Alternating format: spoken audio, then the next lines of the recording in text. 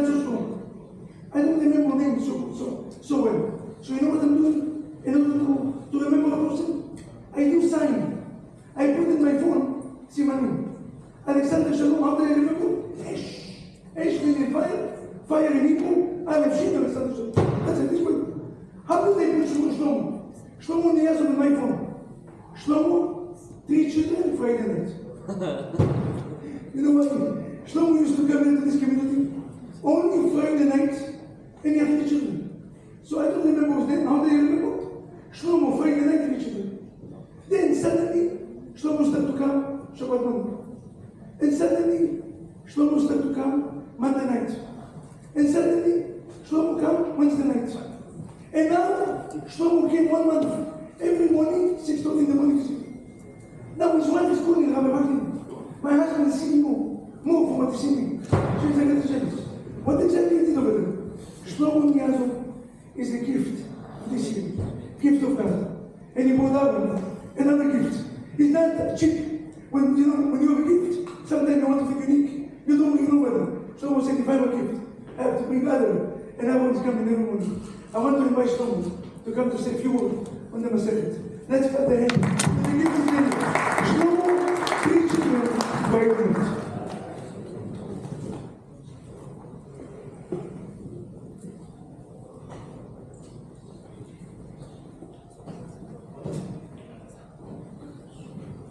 Thank you, Rabbi. Good morning, everyone. My name is Rabbi Vaknin, and it's really a privilege to be here today. First of all, I want to thank HaKadosh Baruch Hu, the creator of the world, for giving me the opportunity to meet amazing Vaknin, and also bringing to the shul BJCC, the place to be. Second of all, I want to thank our amazing Rabbi Vaknin for starting this revolution, for getting us together every morning at 6:30 and learning Gemara and Rat Hashem is trained. Was started by the Rabbi. We'll continue to move without stops with Hashem's help and bring more souls on board of this train for many, many years to come. So thank you for that. I read somewhere that Yam Shlomo said there is no greater simcha that is done before Hashem than mitzvah of finishing a mesechta. As they say, Talmud Torah, make it Kulam. I also want to thank our dear organizers, David Miera, and also Ben Wood for organizing this whole operation. I just want to point out 2 things, what is going on here, how they organize everything. First of all, there's free parking. Anybody wants to come, they can't find parking, park across the street. They get the ticket validated, full breakfast with coffee, tea, orange juice, warm rooms, Gemara for everyone who need to share Gemara, and also much more than that. You know how we sit on the Passover and we say, we hold the matzah on the right hand and we say, Dayenu. I would say something like this.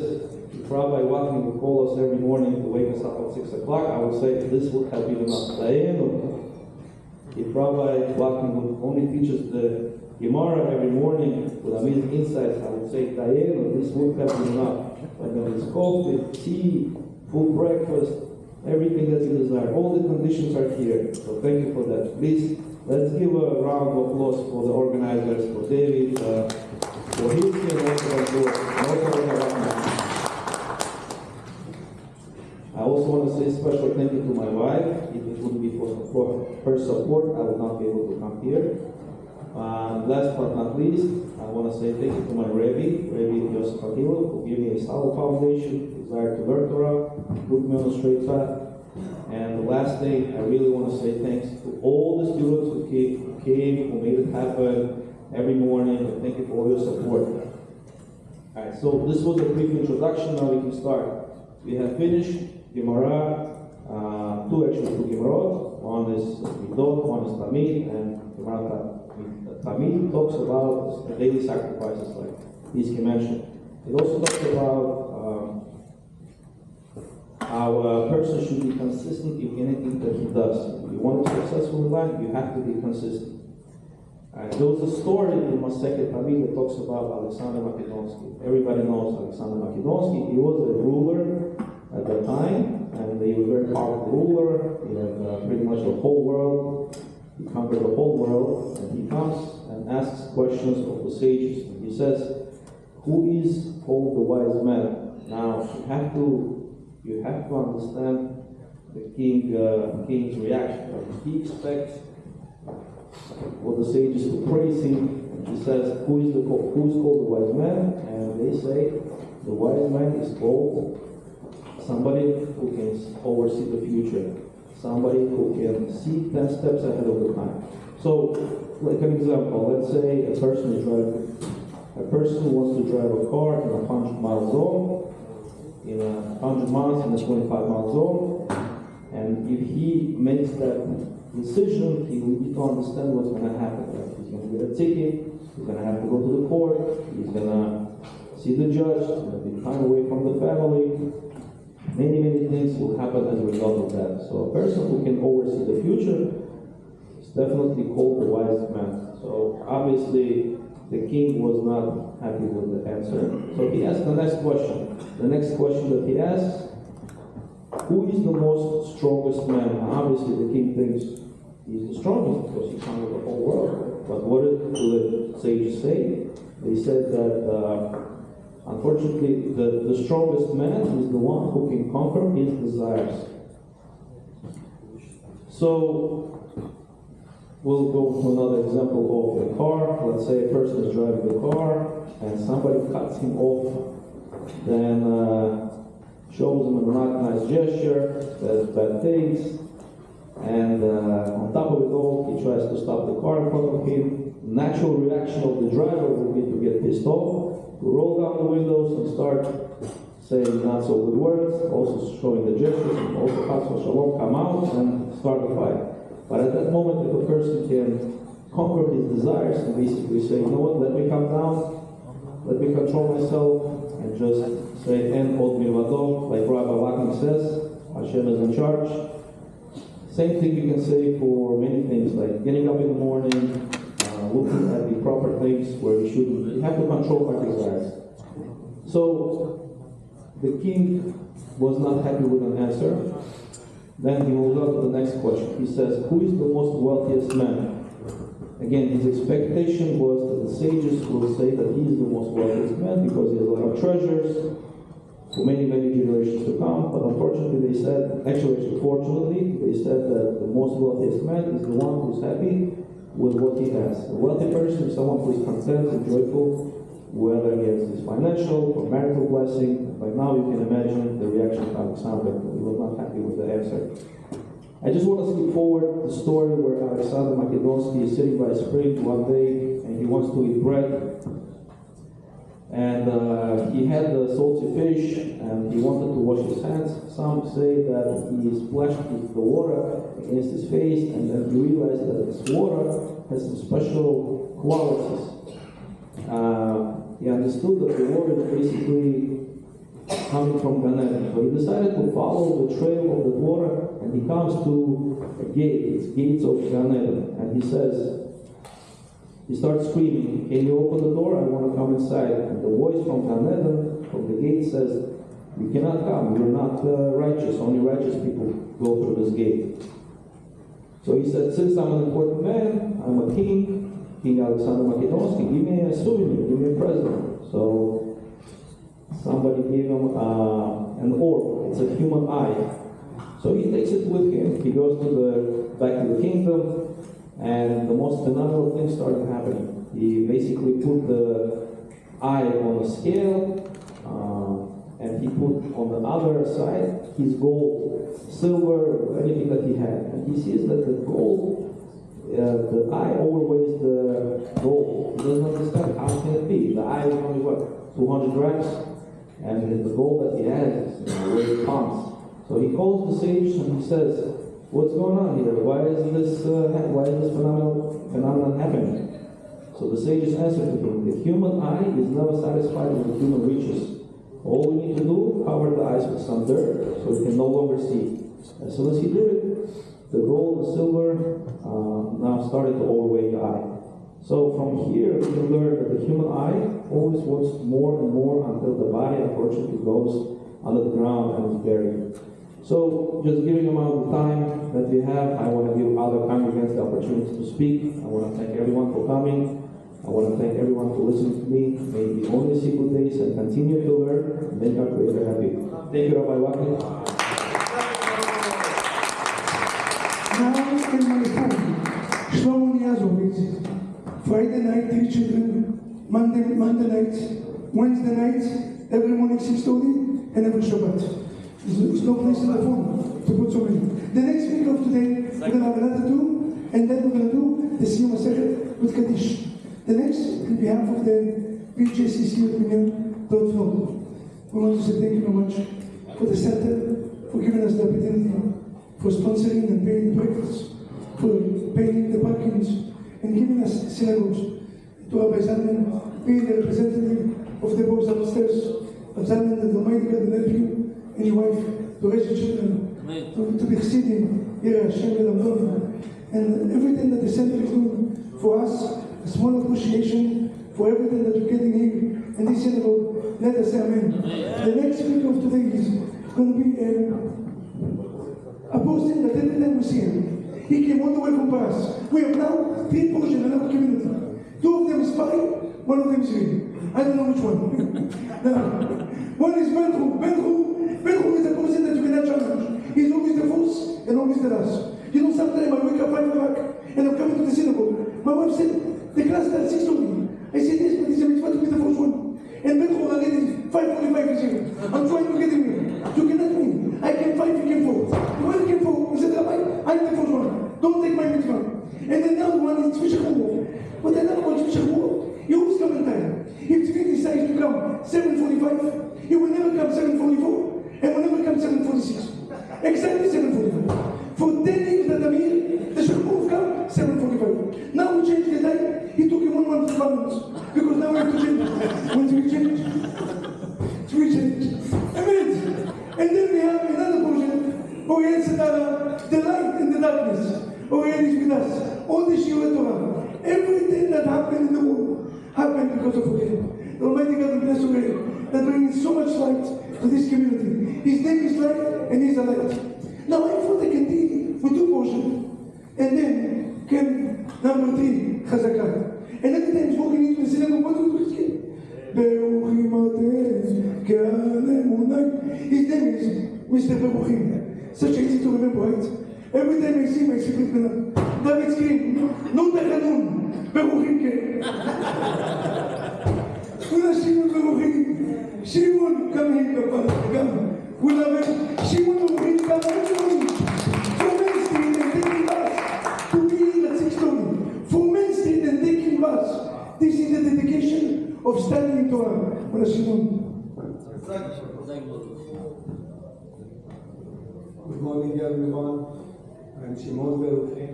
I came to the United States in 1975, and I was honored and privileged to end up with Minyan, with Rabbi Vaknin, and all my friends, Kohen Gadol, Yitzki, Mr. Malika, Tzvi,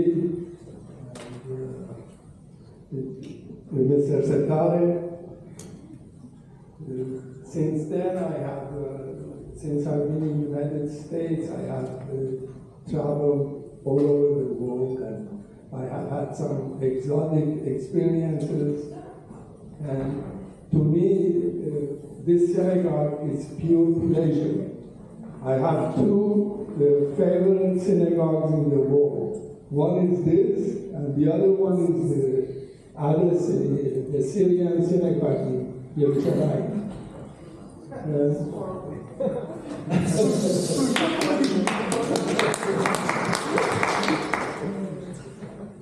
I was always my son Goel is here today. I was always thinking what would be my advice, something 1, 2, 3 that he can always remember. And what I came up with was 1, emunah with Hashem, and 2, take care of your mind and body, and 3, do good for others. And Baruch Hashem,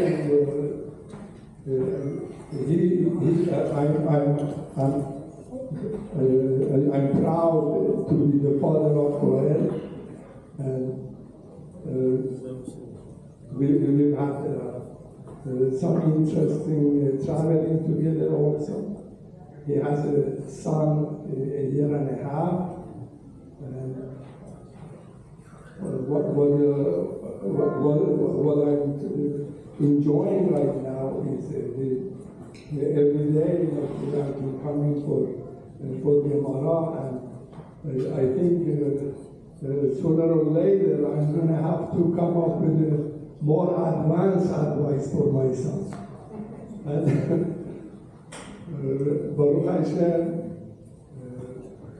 this is pure pleasure to come to the temple, and it has helped me to understand learning Torah, this shiur is going to work. It has helped me to keep the mitzvot and all of that. And I look forward to do more. I thank you all for listening, and have a great week.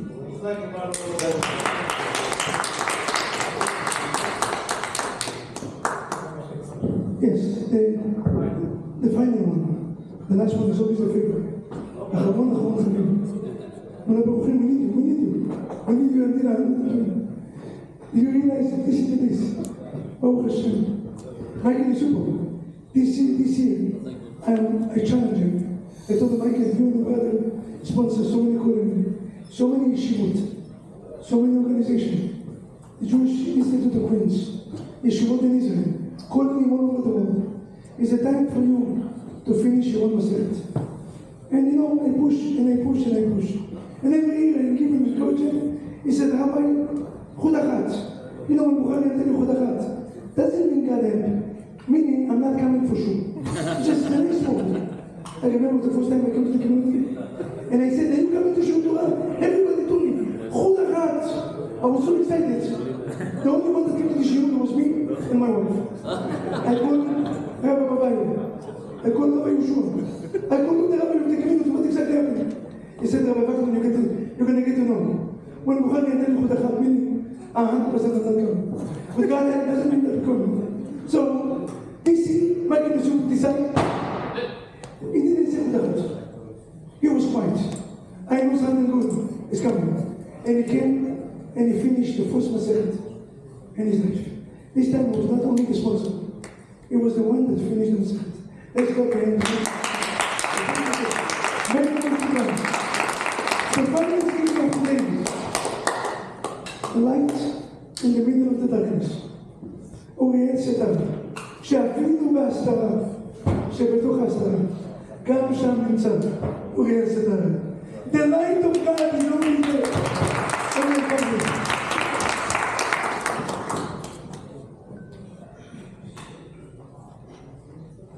First and foremost, I want to thank Rabbi Baruch for the opportunity. And obviously, Rabbi Vaknin, with all his phone calls in the mornings, his text messages, he's just lacking an email forever. We got to get you a MailChimp account and start sending out mails. I'm going to keep it short. I'm going to summarize the Gemara Tamid. It's 7 chapters. Basically, Paragraph 1 describes the daily routine of the Kohanim and the Levim and their services, as well as their nighttime activities. Locations where the Kohanim and the Levim stood guard in the Beit HaMikdash, their sleeping arrangements, and what the Kohanim were allowed to do and not to do, such as not sitting in specific places and locations, how they would sleep if they were to sleep in the Beit HaMikdash, and let's say if a Kohen became coming overnight, what he would need to do to purify himself, how the process of the Trumat HaDeshen, basically removing the ashes, was done on the main Beit HaMikdash, on the main altar and the altar inside the Beit HaMikdash. How and then he goes into he talks about how a person should conduct themselves in the bathroom correctly, how a person should drink the right way, what the proper path in life is, how to keep someone correctly. And it wraps up the first paragraph by talking about how the lottery was performed, for each one of the Kohanim on a daily basis, and how the winner of the lottery would have to prepare himself and wash himself using the kior, and how he would remove the ashes. Parak number 2 talks about after the Kohen was appointed, what he would need to do exactly to remove the ashes, what the Kohen would do with the unburned parts of the korbanot the day before, and it also discusses how new logs were brought up the ramp, and it mentions what type of wood was used to for the sacrifices. One of the notes talks about that. This is what I really enjoyed. It really shows how deep the Gemara gets. It talks about wood that's the wood of the fig tree. So why the fig tree? It says that because Adam and Chava, after they made the sin, they realized they were naked, and they used the leaves of a fig. So we're using the wood of a fig tree to do a tikkun for Adam and Chava. That was very interesting to me. And that's the end of parak number 2. Parak number 3 talks about and emphasizes basically they were 9 Kohanim, and it would talk about how each Kohanim would take one body part of the animal. So for example, the first one would take the head and right back leg of the animal up the ramp. The second would bring up the 2 front legs. The third would bring the tail and the left back leg. The fourth would bring the fats of the chest and the neck. The fifth would bring the 2 flanks of the animal. The sixth would bring the intestines. The seventh would bring the offering, which is fine flour with oil. The eighth would bring the chavitin, which is 12 loaves of bread. And the ninth one would bring the wine. This is the 9 that I just described are the Hamid offering that we mentioned in Shachrit, Mincha, and right before Musaf and Shabbat. And it wraps it up, the third parak, by talking about how they would clean the menorah and how they would get the lamb ready before sacrifice. The fourth parak talks about how the lamb was slaughtered and skinned and salted, how they would collect the blood, and how it was applied, whether it was applied by dashing, whether it was applied by throwing, or whether it was applied by pouring. And it wraps up the fourth parak by talking about what the animal was tied with. It's very interesting. It talks about is it permissible to tie the animal by gold string? They would say no, because they're going to do that, and it's like They would talk about would they wrap it with silk? They would say no, because the Goyim would tie their animals for sacrifice with silk also, so we don't do that. So what did they end up wrapping it up with? Basic rope. The discussion that Shlomo mentioned about Alexander, the questions that Alexander kept asking the Jews is like, where did it come from? Where did the transition come from? It's very interesting. There was a discussion about where they would, in the Gemara, where they would slaughter the morning offering, which was all based on the sun. They were discussing about northwest and northeast. And then out of nowhere, the Gemara comes and says, oh, since we're talking about the sun, Alexander came and questioned the wise men of the south about what's higher, the sun or the heavens or the earth, and he started questioning the wise men of the south. So that was the end of Parak 4. Parak Khamishi, the 5th one, it talks about what tefillot were said. It goes into the discussion of Birkat Kohanim, which Hiski mentioned, and that was the end of Parak Khamishi. Parak Shishi talks about how the Kohen would clean out the inner Mizbeach before putting the Ketoret, and talks about who and how they would carry the coals for the Ketoret. That was the end of 6. 7 talks about the Kohen Gadol. It focuses mainly on the Kohen Gadol, how Birkat Kohanim was recited, how a flag was raised for the Levim. It signaled the Levim to know when to sing at the right time. Again, Rabbi Vaknin, thank you. It's exciting to get up early in the morning, seeing that there are other people waiting in the room for me when I walk in. It's a true pleasure, and I look forward to continue learning with everyone. I really want to push everyone to come. The shul is offering so much. It's chabad if you don't come. Baruch Hashem, we have everything we need to be able to get to the next level in life. Rabbi, thank you very much. But we need to be concluding. We're concluding right now. Just another one before we're going to invite. And one more exactly before we invite anyone that finished mesechta, please stay here another 5 minutes. Before. So, Michael is super responsible. Okay, c'est là où on mentionne. Yosef Davido, a écouté la chaîne de la femme, à Péridai. Rabbi Vaknin, Yosef Davido. Yosef Davido is the gift. He's the accounting. He's the one that's making sure that we're going to have money and we're going to use the money in a private way. Baruch Hashem. And the name Hero, God gives you the world. The name Hero, you are a child to us. Almighty God will give you between enmity and your impurity, long and healthy and happy life. Alexander Shalom, Esh, every morning, Shimon Baruchim, we mention, Baruchim Atem, Shlomo Niazov, we mention him for good. Aaron Hashem, you're the one who's going to continue to finish all the mesechta. Next, Zvulun Issacharov. Zvulun Issacharov, what is Zvulun? Zvulun, and you know what's Zvulun Issacharov? Yud Zayin, 17, stop. Meaning this year, we will dance in your wedding, let us say amen. Emmanuel Baruch, when Emmanuel left the yeshiva in order to go in and to study, I got scared a little bit. I spoke with Rabbi Baruch. What exactly happened? He said, Rabbi, have patience. And then I see him every morning, study, dedicate. Is God bless. Emmanuel, God is with us. Emmanuel, God is always going to be with you. Let's continue. Chaim Bagayim. Bagayim, right? Bagayim, that's what I'm saying. Chaim Bagayim, Be'ezrat Hashem. Chaim Bagayim. I know it's not 100%, but it's nice. Tov HaChesed. Aleph Bagayim, Chet Chaim, Baruch Hashem. It's all good. Chaim is a pleasure to see you every morning with your quietness, with your dedication. It's a pleasure to see you every morning. We are looking forward to see you until 120. History Hero, we mentioned. Ben Malakan, we mentioned. Special Moore, we mentioned him. Aaron Yusupo, Aaron, big heart, a person that dedicates and cares for the community needs.